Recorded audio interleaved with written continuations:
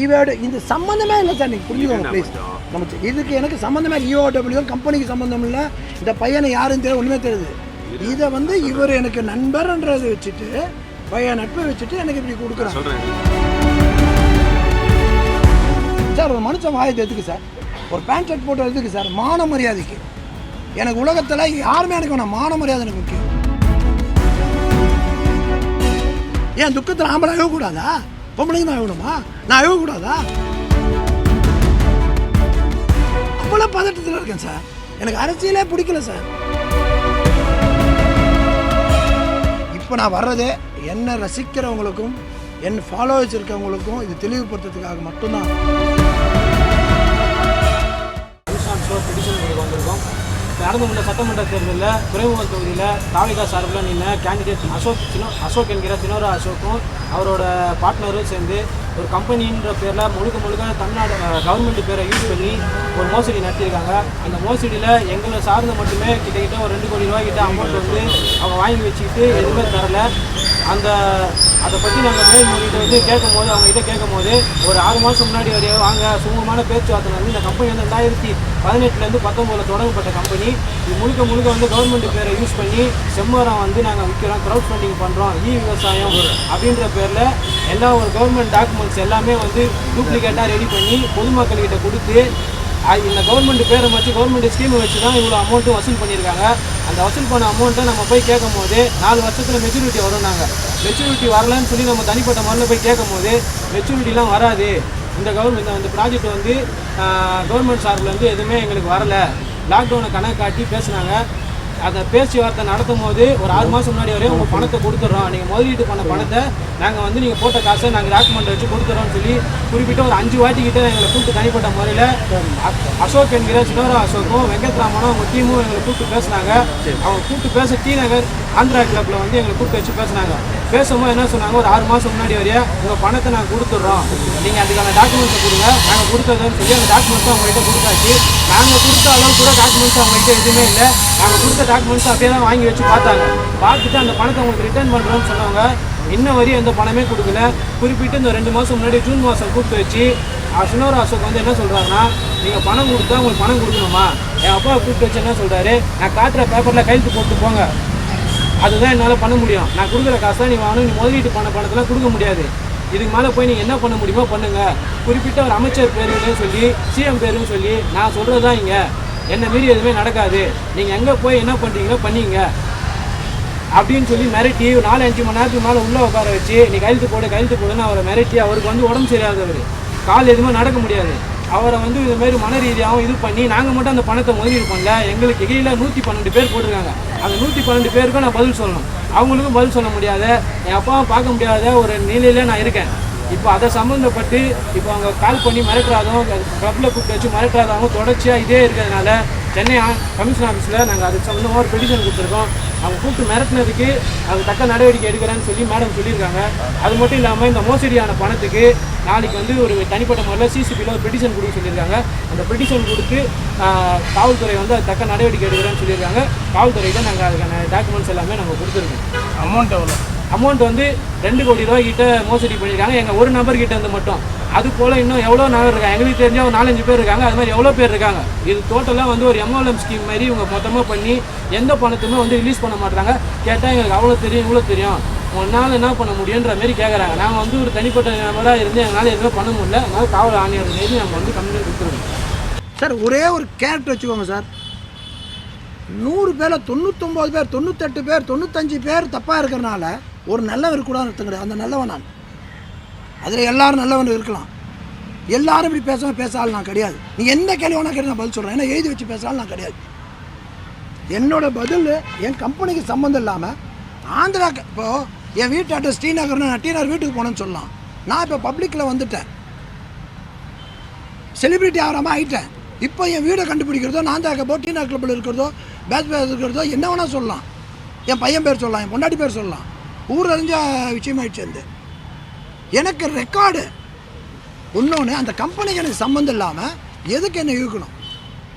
இன்னொன்று, என் கையில கொடுத்தாரு பணம்ன்றது வாய்ப்பே கிடையாது. ஏன்னா கம்பெனிக்கு தானே செக் கொடுக்குறாங்க ஷேருக்கு, அந்த ஷேர் டீட்டெயில் இவர் எக்ஸ்பிளைன் பண்ணுற கம்பெனி ரீதியாக. எனக்கு அந்த மாதிரி தூக்கி போட்ட ஆள்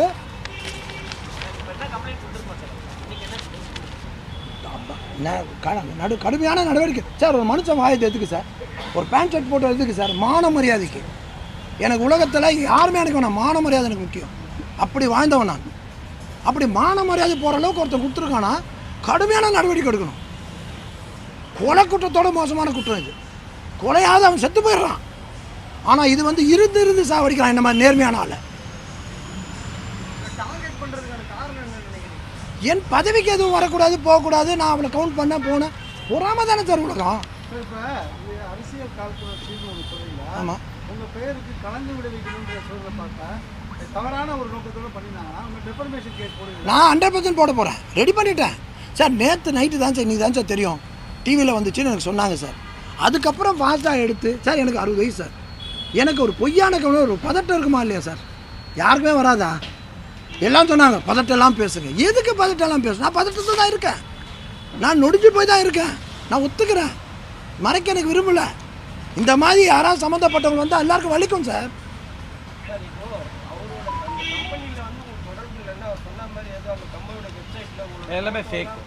எல்லாமே ஃபேக் சார். அதுதான் சொல்கிறேன், ஃபேக் சார். நான் அது இருக்காங்க ஒன்று சார். இதுக்கு மேலே கிடையாது சார். தயவுசெய்து பாருங்கள், நீ கேட்டேன். ஏன்னா இது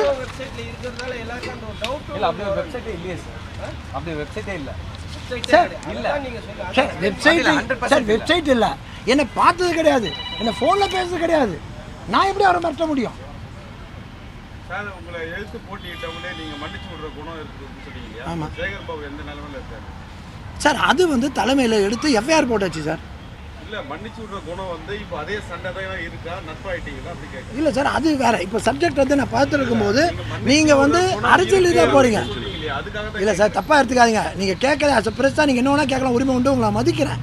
ஆனால் மனசை புண்படுத்துகிற இந்த நேரத்தில் எந்த கேள்வி, அரசியல் கேள்வியே வேணாம் சார், ப்ளீஸ். அவரும் அதில் பின்னணியில் இருக்காரோ? எவனையும் நம்ப முடியல சார். மனித ஜென்மத்தை எனக்கு எடுத்து போச்சு சார். மனித ஜென்மத்தை யாரை நம்புறது எனக்கு புரியல சார். நேர்மையாக வந்து நான் வர்றதுக்கு இப்படி ஒரு இதாக சார். இதனால் எவ்வளோ ஃபோன் சார் எனக்கு. யோசிச்சு பாருங்கள் சார். ஆம்பளை அழகக்கூடாதுன்னுவான். ஏன் துக்கத்தில் ஆம்பளை அழகக்கூடாதா? பொம்பளைங்க தான் அழகணுமா? நான் அழகக்கூடாதா? அவ்வளோ பதட்டத்தில் இருக்கேன் சார். எனக்கு அரசியலே பிடிக்கல சார். என் தளபதி ஒருத்தர் நல்ல மனுஷனுக்காக நான் நின்றுட்டுருக்கேன். எனக்கு பதவி எதுவுமே எனக்கு ஆசை கிடையாது சார். 20 கோடி தூக்கி போட்டேன் சார். எனக்கு 5 கோடி தூக்கி போடுறேன் சார். இவன் எதாவது சம்மந்தப்பட்டிருக்கானா சார்? ஒன்று, இவன் ஏதோ 3 லட்சமோ போட்டு அவனுக்கு பணம் தேவை. இவங்களுக்கு நான் அழிஞ்சாதான் அவன் பதவியில் வர முடியும், இல்லை ஏதோ வரணும், அந்த ஆசை. ரெண்டு ஆயோகளும் ஒன்று சேர்ந்துட்டானுங்க சார். அது வந்து நான் தான் சொல்கிறேன். நான் ஒரு 4 டிகிரி முடித்தவன், நாகரிகம் கருதி பேர் சொல்லாமல் இருக்கேன். நாகரிகம் கருதி பேர் சொல்லலாம். எனக்கு யார் என்ன எல்லாம் தெரியும். அது தலைமையில் நான் என்னவோ சொல்லுவேன். இன்றைக்கி மொத்தம் ஆட்சிக்கு வந்து பல பேர் காலேஜ் சீட் வாங்கி கொடுத்துருக்கேன். விஸ்வநாத மினிஸ்டர்களில் போய் கம்பெனி எடுத்து கூட காலேஜ் சீட் வாங்கி கொடுத்துருக்கேன். எல்லாம் பண்ணியிருக்கேன். நல்லது மொத்தம் தான் செஞ்சிட்ருக்கேன். அப்படிப்பட்டு என்னுடைய வளர்ச்சியை தடுக்கணும், என் பேரை தடுக்கணும். எனக்கு பழக்கப்பட்டவங்க யார் இருந்தாலும் யார் இருக்காங்கன்னு எனக்கு தெரியல. எல்லாரும் கேட்டு பாருங்கள் என்னோடய கேரக்டரை. மற்றவனுக்காக ஓடி உழைக்கிறேன். என்னை களங்கப்படுத்தணும், கட்சியிலேருந்து ஒழிக்கணும் பண்ணுறதுக்காக பண்ணுற சூழ்ச்சி நீங்கள் சொல்கிற எல்லாருமே இருக்கலாம்.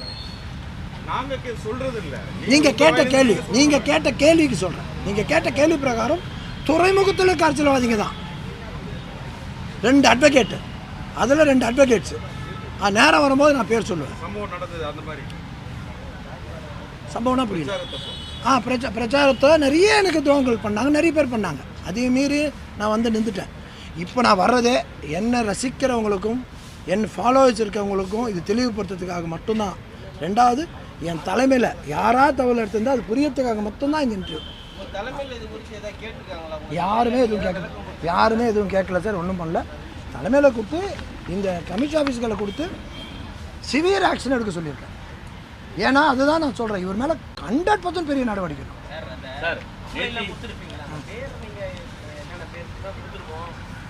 சார் அவர் பேரே எனக்கு வரல சார். பார்த்தா தான் தெரியுது, அந்த பேர் கூட வரல.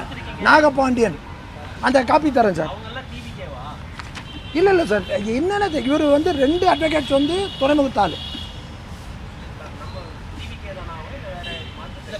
அது ராஜகீய கட்சி சார். இல்லை அது தெரியாது சார், யாருனே தெரியாது, ஆனால் பார்த்தது கிடையாதுமா. அவர் என்ன காது எதுவுமே சார். சார் அசோக் சார் நேற்று அந்த கம்ப்ளைண்ட் பார்ட்டி பேசும்போது என்ன சொன்னாங்கன்னா, ஃபஸ்ட்டு திருவெட்டியூரில் சேர்ந்தவங்களாம் அவங்க திருவெட்டியூர் எம்எல்ஏ போய் பார்த்தாங்களா, பார்த்து கம்ப்ளைண்ட் பண்ணாங்களா, அடுத்து வந்துட்டு அமைச்சரை போய் பார்த்தாங்களா, உங்கள் ஜிஎஸ்ஐ போய் பார்த்தாங்களா, பார்த்துட்டு அவரும் உங்ககிட்ட பேசுகிறேன்னு சொல்லி சொன்னாங்க. ஆனால் நடவடிக்கை எடுக்காங்க, நான் வந்து கமிஷனர் நடவடிக்கை எடுக்கிறேன், புகார் கொடுத்துருக்கேன்னு சொன்னாங்க.